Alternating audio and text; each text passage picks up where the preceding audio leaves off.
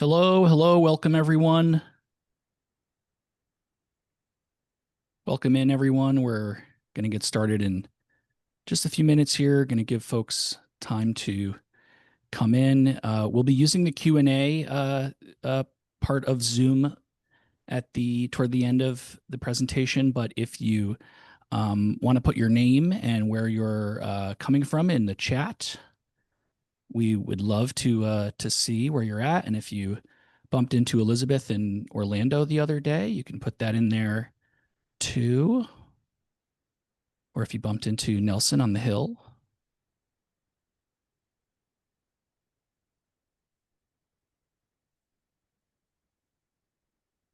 Hello, hello. Got Philly checking in. Massachusetts, upstate, New York, Idaho, LA, Chicago, Jersey, San Diego, Peoria, Charlottesville, Albany, New York, Denver, Colorado, Marion, Alaska. Welcome, everyone. New Hampshire, more Philly, Cincinnati, Ann Arbor, Michigan. Very, very cool. Thank you, everyone, for coming. We'll just give folks another minute while folks are writing in. Boston.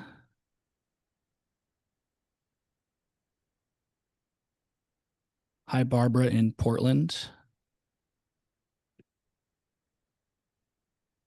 Oregon, Des Moines, Binghamton, New York, Minneapolis, New York, New York, Mashpee, Massachusetts, Washington, D.C., Connecticut checking in, Maine, a lot of Northeast. I see Georgia, very cool. Georgia headed down south, California back west, Danbury, Connecticut. All right.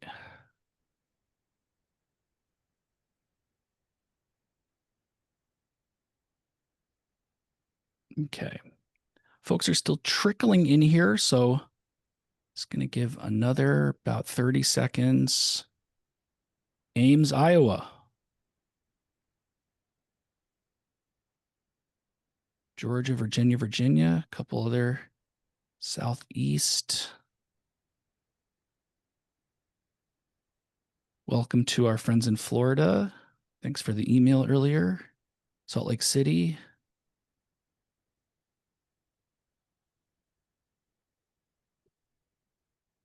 Hi, Dan in California. Delaware, Texas. Very cool. Nevada.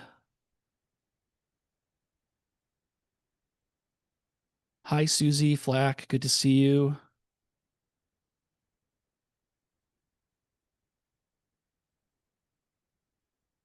All right. Okay. I'm going to go ahead and shut off the chat for now and say hello and welcome to Compassion and Choices National Medical Aid and Dying Action Center's 2026 Fall Legislative Session and Federal Preview webinar. I'm Patrick Donges, Digital Engagement Director of Compassion and Choices, the nation's oldest, largest, and most active nonprofit dedicated to improving care, expanding options, and empowering everyone to chart their end-of-life journey. Before I introduce our panel of hosts today, I appreciate your attention to a few details that will help you get the most out of our program. First, live captioning, including translated captions in Spanish and a variety of other languages, is available by selecting the closed captioning CC icon in your Zoom. There will be time for questions and answers toward the end of the program. You may type your questions at any time by selecting the Q&A icon in Zoom, and our panel will answer as many questions as time allows. We will only be taking our questions using the Q&A feature, so make sure you find that in your Zoom as we get started. And lastly, this webinar is being recorded, although should be recorded. Well, I'll make sure it's being recorded.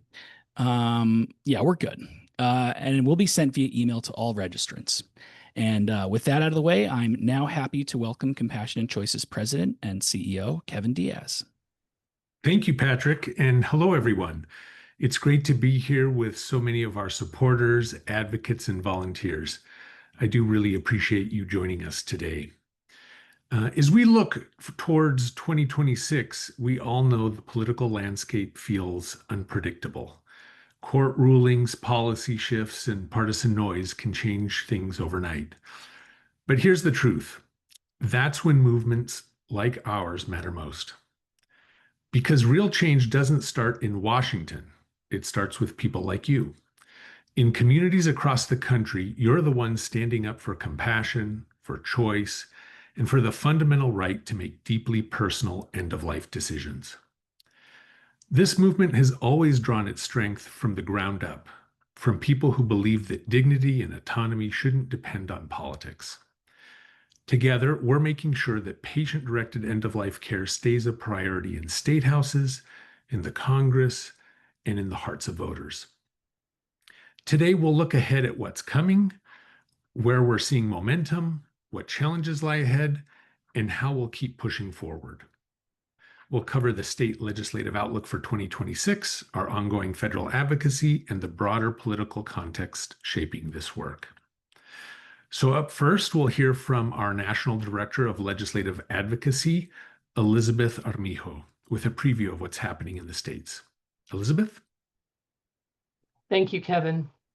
Progress to expand end-of-life options remains strong at the state level. Nearly every step forward in expanding care begins with the state-based campaigns, which have been led by determined advocates and volunteers across the country. 2025 has been a year of great progress, with long-fought legislative victories in Delaware, where medical aid and dying will be accessible by January 1, and New York, where we, along with others, are working to ensure that Governor Kathy Hochul signs the bill into law. And in California, where earlier this month, the governor signed a bill to remove the sunset provision from the law. Compassionate Choices continues its work in these authorized states to ensure that people fully understand all of their end-of-life options and are able to access them when they choose. Also, as we shared in our last video, the local group in Maine was also successful in improving their law by reducing the waiting period. With these victories, we're making great strides towards our long-term objective, which is to expand medical aid and dying so that by 2028, at least half the U.S. adult population lives where it is accessible and integrated medical practice. With the enactment of New York's bill, we will be more than 28% complete, with over 75.6 million adults having access. In the 2026 legislative session, which is just right around the corner, we anticipate that advocates will compel legislators to move medical aid and dying bills in at least 18 states, similar to the number of states that were introduced in 2025. The National Medical Aid and Dying Action Center launched this year, and our professional advocacy and communication staff support independent volunteers, action teams, and local groups and campaigns across the country. From digital on-demand advocacy resources and tools to technical assistance and consulting, to providing comprehensive state partnerships with professional campaign management. Every state campaign is part of a unified national strategy to expand access and normalize medical aid and dying as an integrated part of patient-directed end-of-life care. In 2026, our focus will again be driven by ensuring that at least half of the U.S. population lives in states where medical aid and dying is an accessible and fully integrated medical practice. Further, as benchmarks towards that, we continue to work towards ensuring that every region of the country has at least one state where medical aid and dying is accessible to all qualified individuals, including those who reside outside of those states, while also creating pathways towards authorization in large, politically challenging states. There will be a strategic focus in Connecticut, Massachusetts, Illinois, Minnesota, Maryland, Virginia, and Florida. And we will continue to challenge residency requirements, whether supporting legal advocacy in states like New Jersey and Colorado, where cases are ongoing, or through legislation. We'll also continue our long-standing work with supporters and advocates to normalize the practice of medical aid and dying on the ground in Montana in advance of another expected legislative attack in 2027. This is fresh from defending the practice from hostile legislation this year. And we hope that Nevada will also have an opportunity for authorization in 2027 if we can achieve a change in governor. We are committed to supporting volunteer-led campaigns nationwide with varying degrees of assistance tailored to each campaign's needs. We are closer than ever to reaching our long-term medical aid and dying goals thanks to a movement that's built on grassroots leadership, collaboration, professional campaign organizing, and communities in action. While the state level work continues to build momentum, the federal environment and the courts will play a major role in shaping what comes next. To help us navigate that landscape, I'll turn it over to my colleague, our Director of Federal Affairs, Nelson Garcia. Thank you, Elizabeth, and good afternoon, everyone. I'm Nelson Garcia, Director of Government Relations, Federal Affairs, I should say, for Compassionate Choices here in Washington, D.C. On October 1st, the federal government, as many of you know, shut down after Congress failed to pass appropriations legislation to fund government operations. Among the bills that are part of the funding debate is the House Financial Services and General Government Appropriations Bill, which contains a provision known as Section 819 that would overturn the District of Columbia's medical aid and dying law. The provision would also prohibit the D.C. City Council from adopting future medical aid and dying policy. Now, in September, the House Appropriations Committee approved the funding bill with this section included. The good news is that the full House, as in the past, has failed to pass the legislation due to differences within the House majority over reproductive rights and law enforcement funding. We expect a continuing resolution, or better known as CR, to be eventually passed in lieu of an appropriations bill, which would protect the law in D.C. for the duration of that CR. Now, as the shutdown continues, we remain in close contact with congressional staff to ensure that this harmful provision is removed from the final Senate appropriations bill when it is inevitably drafted and debated. Meanwhile, we continue to gain co-sponsors for another one of our high priority legislation, the Connect for Health Act. Introduced this April by Senator Brian Schatz of Hawaii and Representative Mike Thompson of California, the bill would expand Medicare coverage of telehealth services, permanently codifying telehealth flexibilities enacted in response to the COVID-19 pandemic, making it easier for patients to connect with their doctors and thereby improving health outcomes.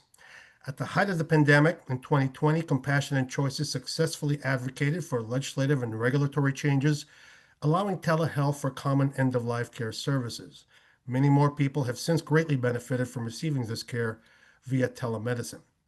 Now, the two bills currently has more than 60 co-sponsors in the Senate and 109 in the House, representing the constituents of 42 states from Alabama to Washington.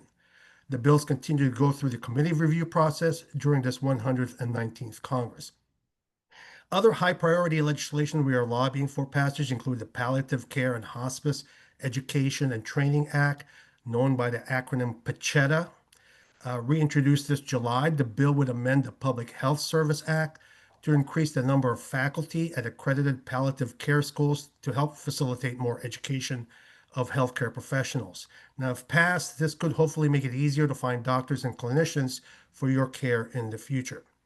Secondly, the bill would promote increased education and research in palliative and hospice care, including continuing education for current healthcare professionals. Palliative care is still a relatively young clinical specialty, having only become an official subspecialty in 2006 that needs continued support to grow and develop. Now, notably, PACHETA would require the information and materials that inform patients, families, and health professionals about the benefits of palliative care throughout the continuum of care for patients with serious or life-threatening illness be published on the websites of relevant federal departments and agencies, including the Department of Veterans Affairs. This will lift the visibility and therefore the availability of integrated approaches to end-of-life care. Now, to put these advocacy efforts in the broader political and strategic context, what this all means for 2026 and beyond, I'll invite Shapri LoMaglio from the Raben Group to join us. Shapri? Thank you, Nelson. As you are all too aware, the national political climate remains highly polarized. One key bipartisan exception is rising concern about the cost of healthcare. Right now, in fact, the government is in large part closed over demands related to healthcare. Democrats have three primary demands. One is extending the Affordable Care Act subsidies. Two, restoring cuts that were made to Medicaid during the reconciliation bill that was passed this summer. And three, guarantees that the administration will spend any money that Congress allocates through the appropriations process. The enhanced subsidies for health insurance via the Affordable Care Act exchanges are set to expire this year, leaving Congress with little time to avoid an estimated 75% increase in the cost of insurance for the average premium, or on average $800 per month. These people are, there's about 40 to 50 million people who fall in the what's called the missing middle.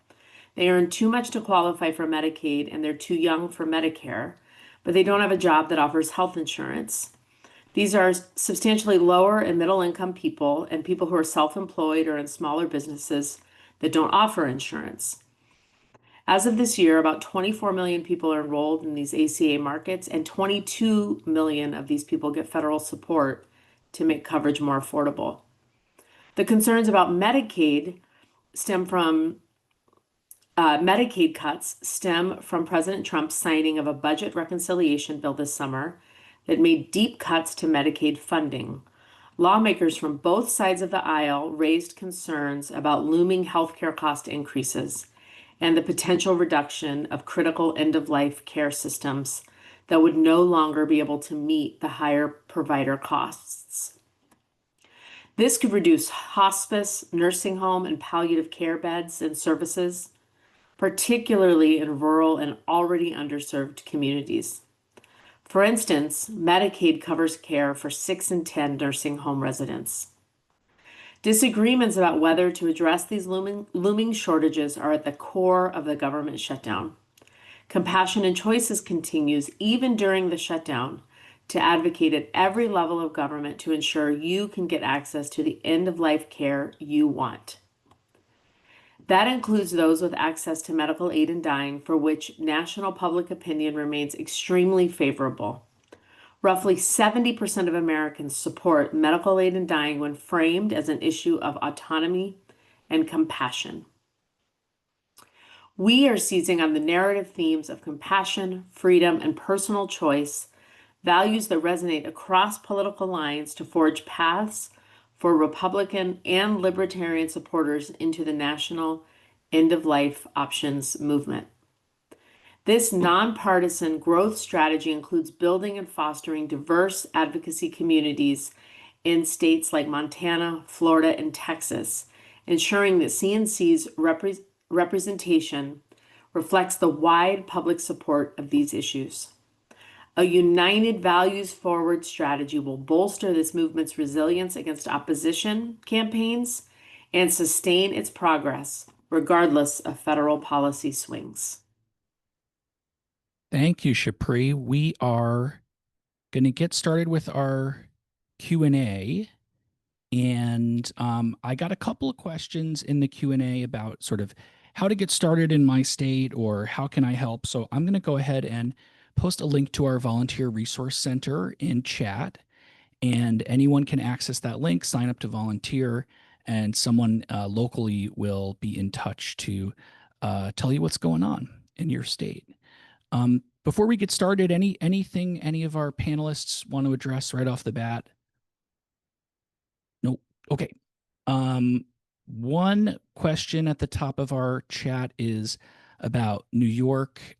As folks on the call may know, the New York State Legislature passed the medical aid in dying bill there some months ago now, and we are waiting for Governor Kathy Hochul to sign the bill. And the question in the chat so far is, why the wait? And I think it's a question that many folks across the country are asking. So Elizabeth and Kevin, anyone want to tackle that one?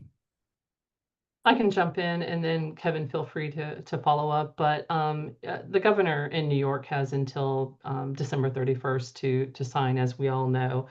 And I think the wait is because this isn't an easy piece of legislation for the governor to sign. So I would imagine that the governor is being incredibly thoughtful and actually going over every single thing about the legislation as well as the regulations. In the meantime, we're not just waiting for the governor to sign. There have been rallies, petitions delivered. There have been press conferences. There's an advertising campaign. There's a digital effort underway. So the campaign continues, and it's aggressive and robust as ever. And there are coalition partners on the ground as well that we work closely with every single day as well. So I still feel pretty positive about New York. And again, we know that the governor has until the end of the year to sign. Kevin? Yeah, I'll just add that my understanding is the delay isn't necessarily something that you can read anything into one way or the other, given the kind of the magnitude of the bill and the importance of the decision she has to make. Um, there's just an inordinate amount of legislation that gets passed every year in New York, and it just takes quite a long time for the governor's office to work through all the legislation that's been passed. So, as Elizabeth, I am very hopeful, and as she mentioned, we are continuing to apply as much pressure and help educate folks about what it really means when this bill hopefully will go into law. Thank you so much. And we had a couple of questions coming out of Illinois, where I'm sitting now. And Robert asks, my understanding is that the Illinois Senate may be voting on our bill today, which is a little odd given it's the end of October. Many legislatures are out of session. What is going on in Illinois, Elizabeth? So Robert's right. Today is the last day of the special session, which is known as the veto session. So in Illinois, we are in a 2-year session. So we're 25 and 26. So if the bill is scheduled to be heard on a concurrence vote on the Senate floor. And so we have been diligently on hold and watching all day long to see if it happens. If not, the bill rolls over into 2026, where it will be heard in the spring session. It picks up where it left off. So if we don't hear of any movement today, which would be incredibly exciting, if we don't hear of any movement today, it will roll over in its place in 2026. Awesome. Yeah, they are working hard down in Springfield. I'm just scanning the questions here. First questions we got in were the status of medical aid in dying in Arizona. So Arizona, talk about advocates and on-the-ground supporters. Legislation has been introduced in Arizona since 2003, and then consistently since like 2016 till now. So there is a huge push for the legislation in Arizona. There is a local group too that has been working incredibly hard to educate folks in the community as well as working with lawmakers in Arizona. So I mean, in some states that are politically challenging, they do have a longer path than others, and Arizona may be one of them. But I can tell you that it's not by lack of support and not by lack of effort from the volunteers and supporters that live there. And just to reiterate, Elizabeth, your presentation earlier, we are supporting all grassroots efforts across the country. So please do sign up to volunteer, and we will get in touch with resources on how to make sure that there is an ongoing grassroots presence in your state for end-of-life options.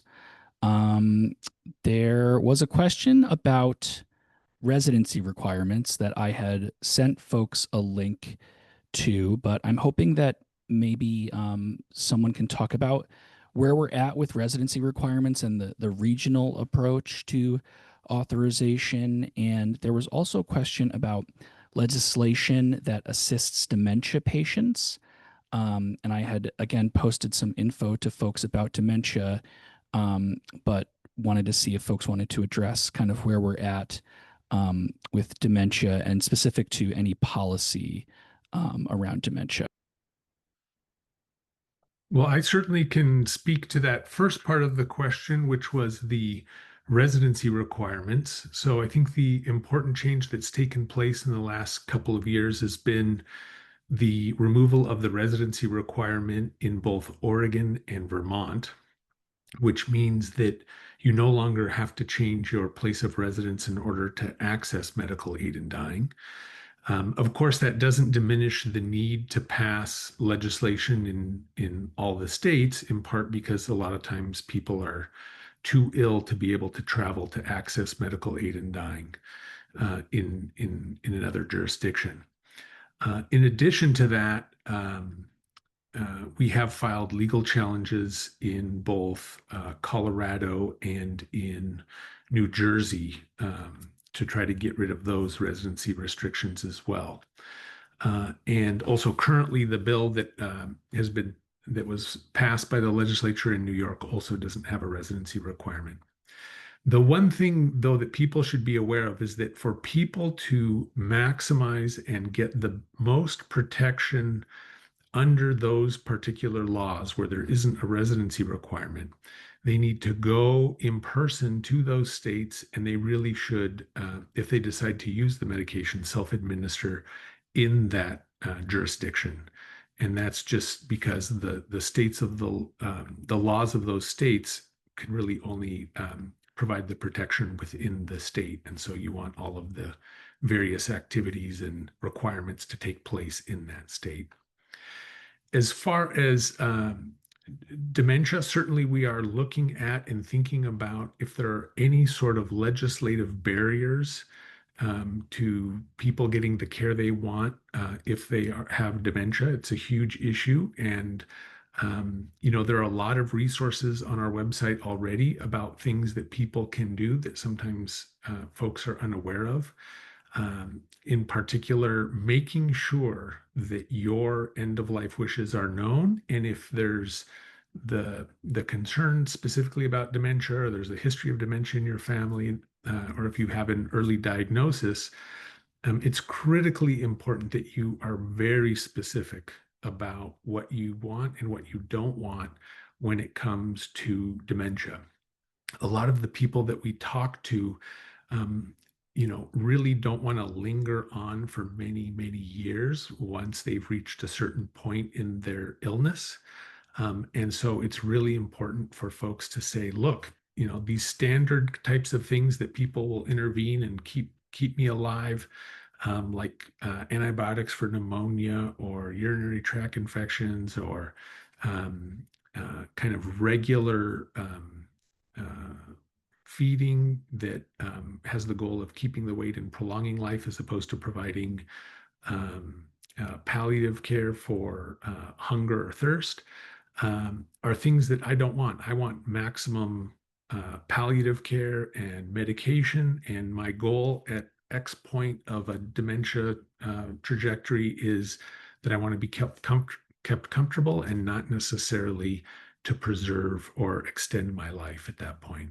So, writing it down, taking a video of it, telling your loved ones, talking to your healthcare practitioners, all of those things are the sorts of steps that people need to take in order to make sure that they have the best chance of having their wishes respected.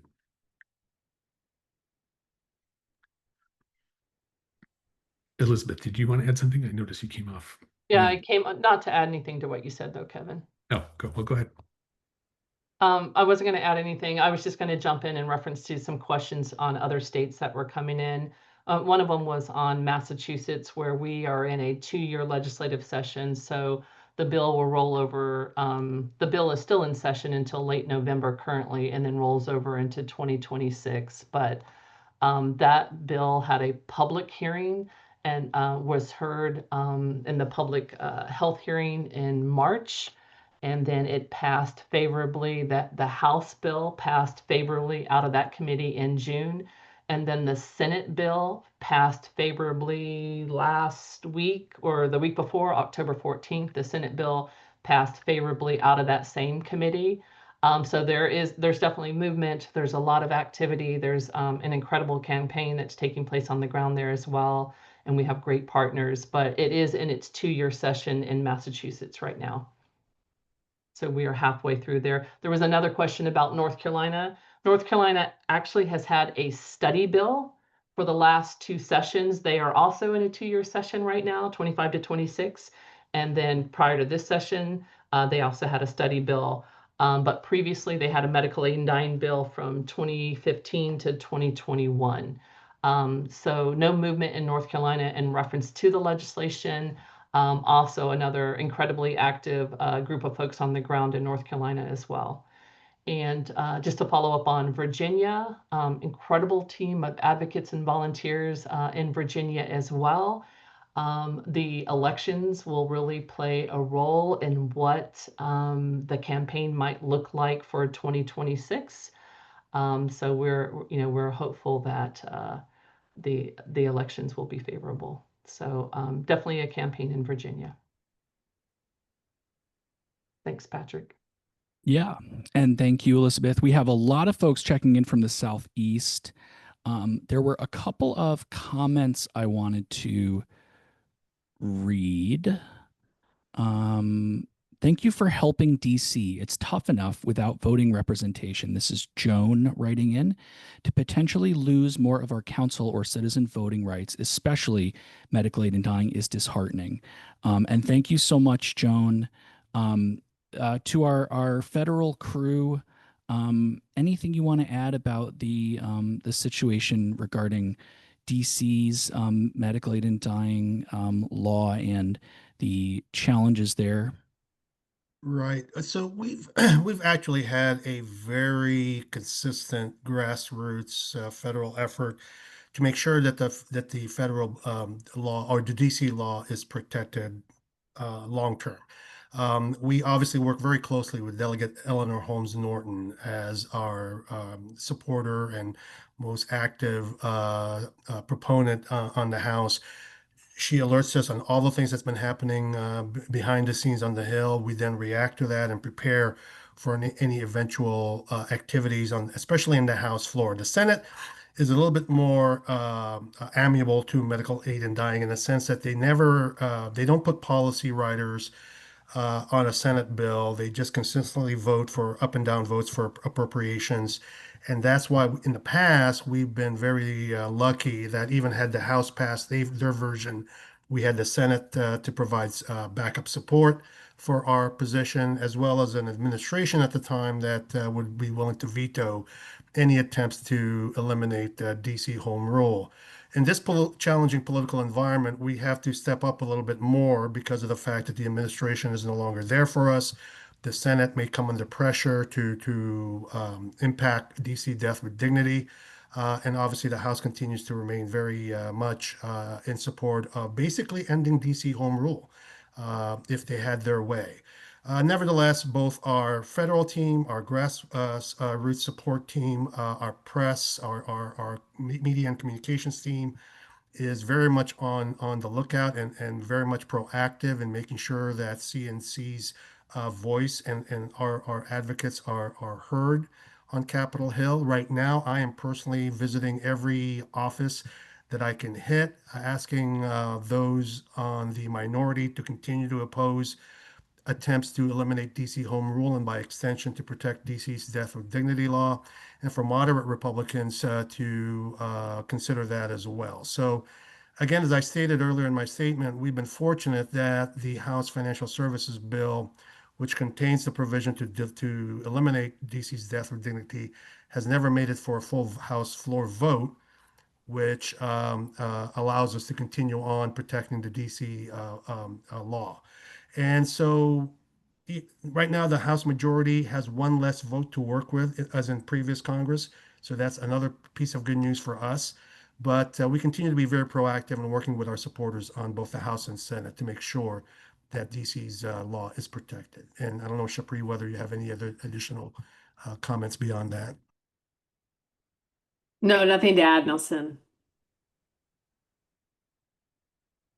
Okay, thank you. I did get a question regarding the process of medical aid in dying, the medical practice, and um, I will open up the question with the acknowledgement that, to my knowledge, nobody on this call is a clinician, but I'm looking for the resources here. This is from Terry. Terry says, my husband passed away in August from ALS after 7 years. We live in Massachusetts with no medical aid in dying. There seems to be a lot of differences regarding self-administration and assisted self-administration. What do you hear about the changes of the definition for those with limited ability to self-administer? And again, just opening it up here, I'm going to find the resource that goes through self-administration and send it over to Terry. Anyone have any insight here, or shall I'll find that.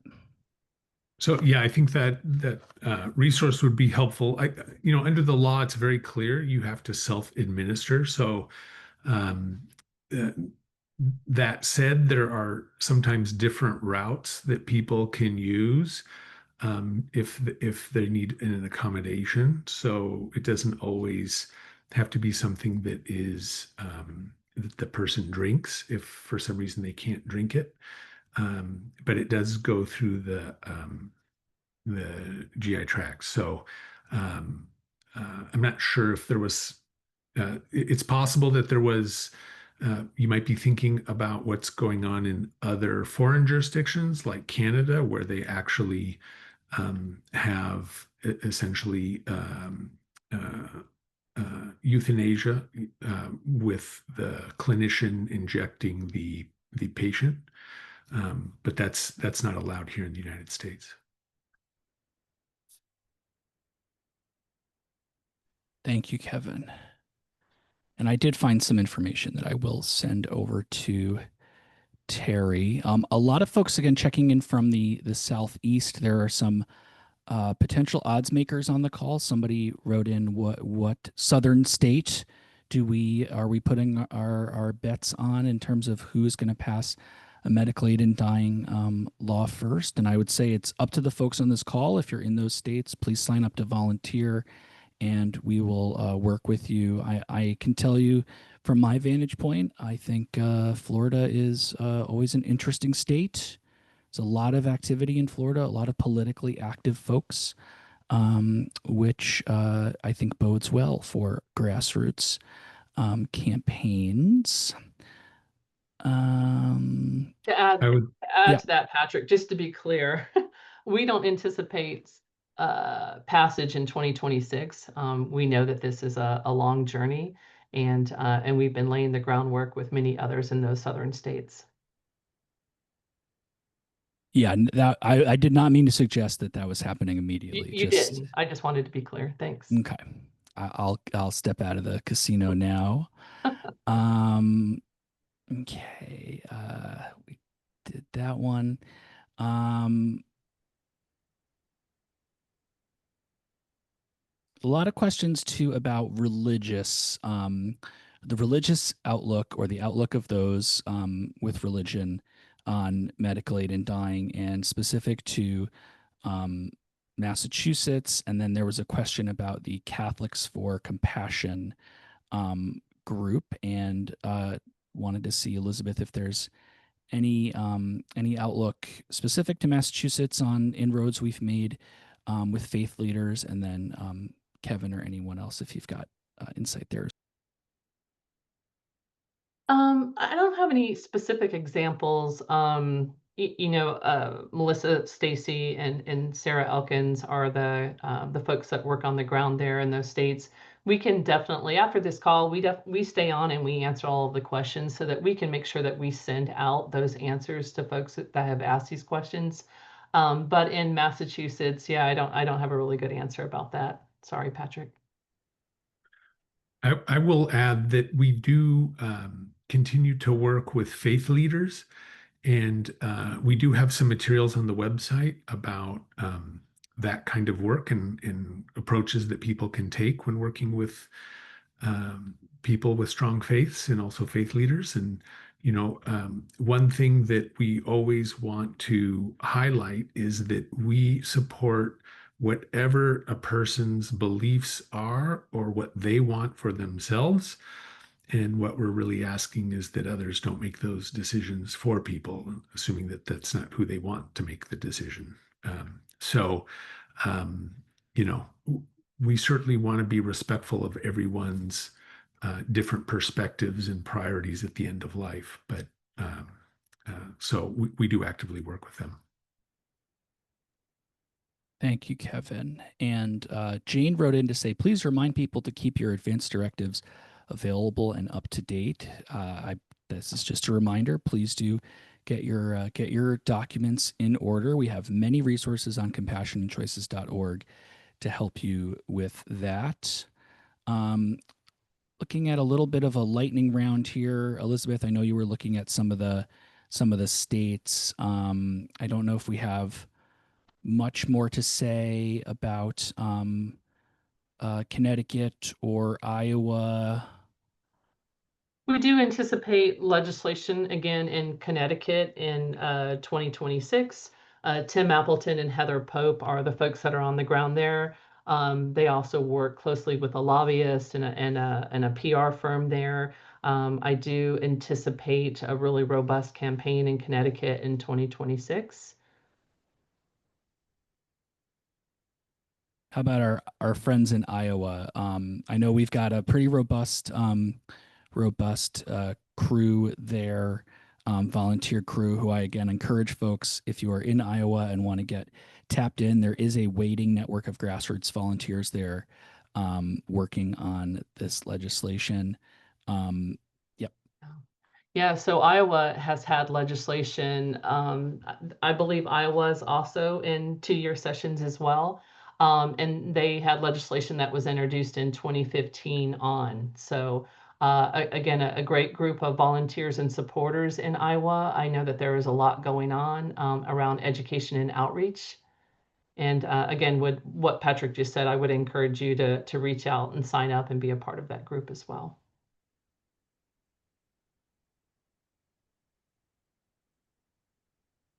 Okay.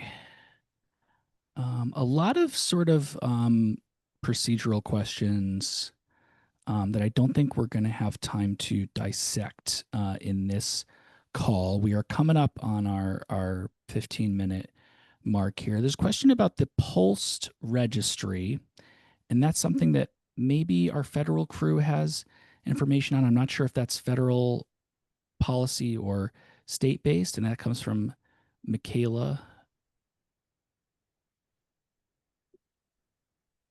I believe that's state-based. So Okay. State. Okay. So we'll find that In reference info. to, Yep. I don't know specifically about the Pulse registry or the exact question. There I have a lot of questions in front of me at the moment.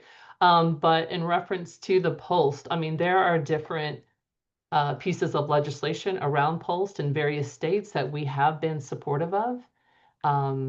So I'm not sure of the exact question, Patrick, but I will definitely do a deep dive and send the appropriate answer. But Great. Thank you, Elizabeth.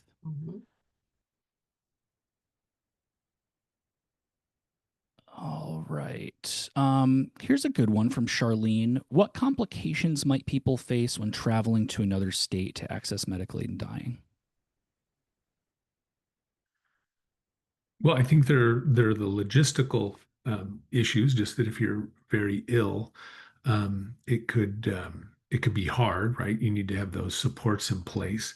I think there certainly is a financial barrier that exists to be able to do that as well. I think that the big question, one of the reasons why we offer free consultations for patients and their families to call in to Compassion Legal to get a better sense of what risks or difficulties might come up if they are traveling to a state, is because it oftentimes will depend what state you are coming from and how you are getting to the destination state.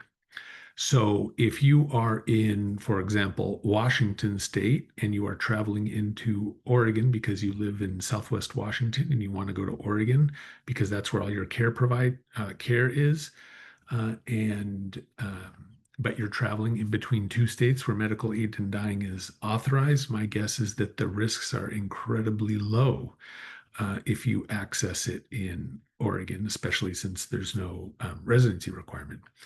If, however, you are traveling from a state that might be taking some very strong positions against end of life issues or reproductive rights or those kinds of things, where it is a political hot button issue that certain officials with either prosecutorial discretion or other sorts of political ambitions are using it as a kind of a rallying cry for their supporters, it could be a little riskier. So, for example, if you wanted to go from Idaho into Oregon or Idaho into Washington State, you would want to be a little bit more aware and do some more due diligence about what the risks might actually look like depending on the fact pattern.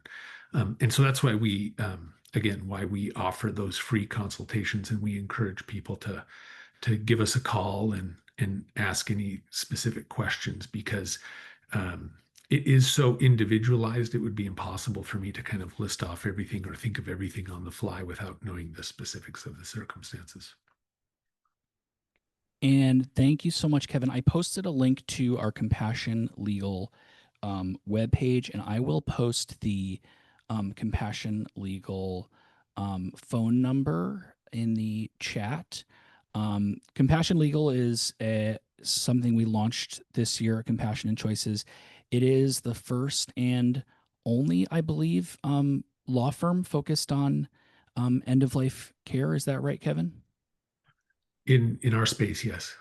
Yeah, excellent. And we are always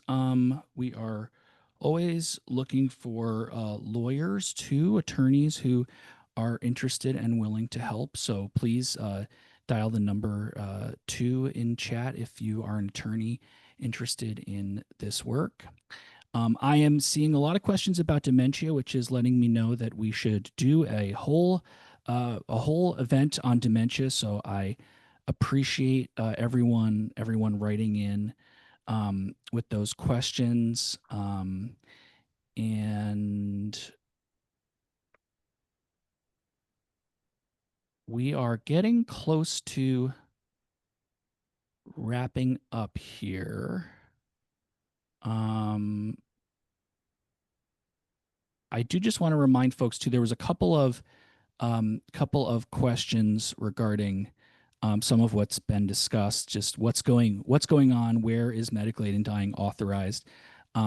Medical aid in dying is currently authorized in California, Colorado, Hawaii, Maine, Montana, New Jersey, New Mexico, Oregon, Vermont, Washington, D.C., and Washington State.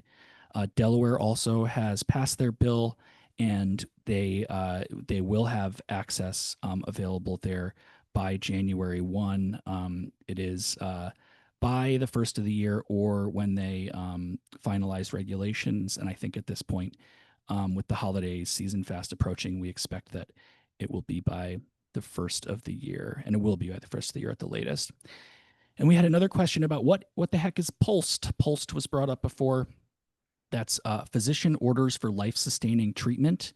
And that is a portable medical order that communicates how you wish to be treated should there be an emergency situation. So it is not a replacement for an advance directive.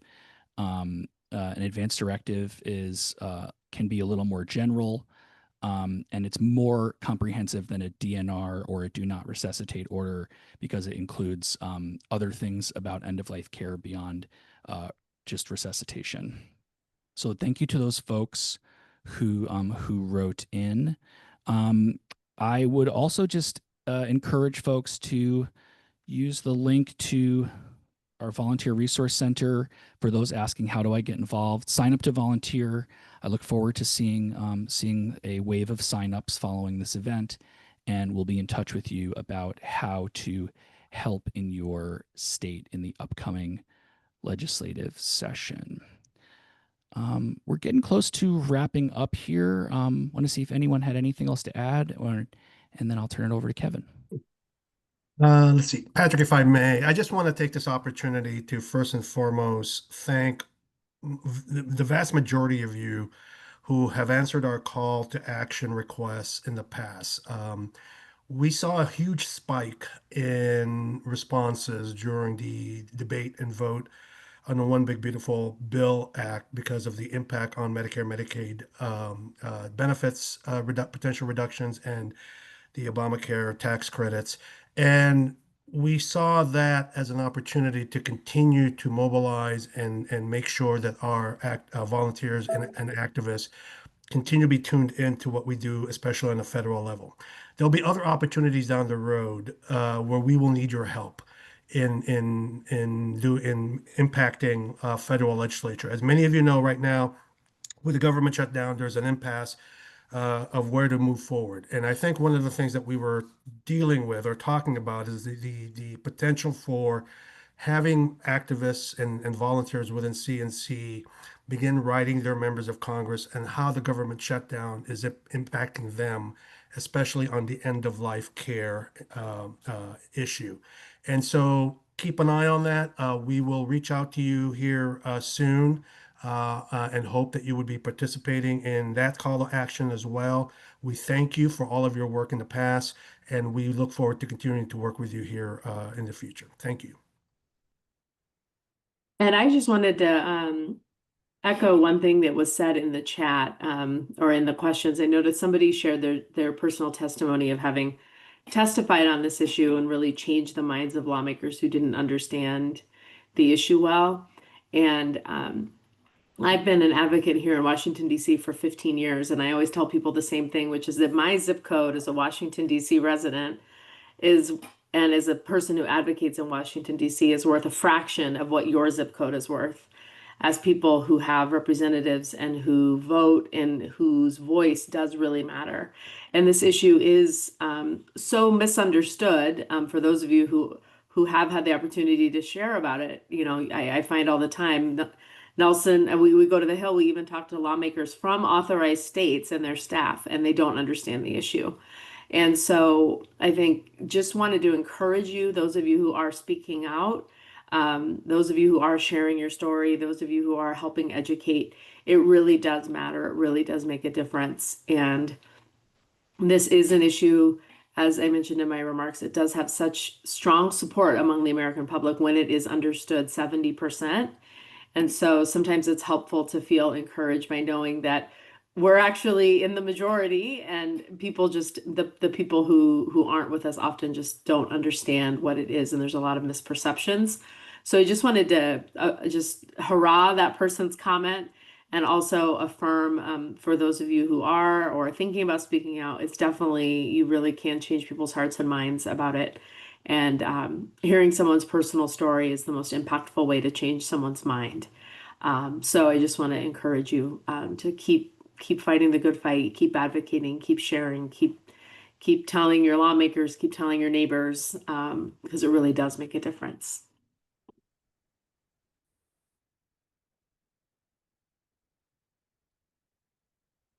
All right, thank you so much. And we're going to conclude with Kevin, and then I have a quick ask for folks. Thank you, Patrick. And thanks for all of those great questions. As we look ahead into the new year, I did want to leave all of you with a sense of hope and momentum. It's amazing to think that we are closer than ever to ensuring that by 2028, half of the US population will have access to medical aid in dying. When you think back even 5 years where we were, that's really a remarkable milestone. And it's within our reach because of all of you. In the months ahead, CNC will deepen our work across the states and ensure that we're ready to meet every challenge head on, and we'll continue to support your advocacy through the National Medical Aid in Dying Center. I urge you to stay connected and engaged. It's clear by watching the chat that there's definitely an appetite for people to get out there and really change the hearts and minds of lawmakers.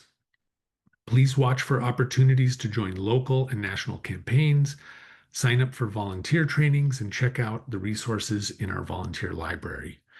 If you're not already getting our emails, please use the links in the chat to make sure that you've subscribed so that you don't miss an update or an action alert.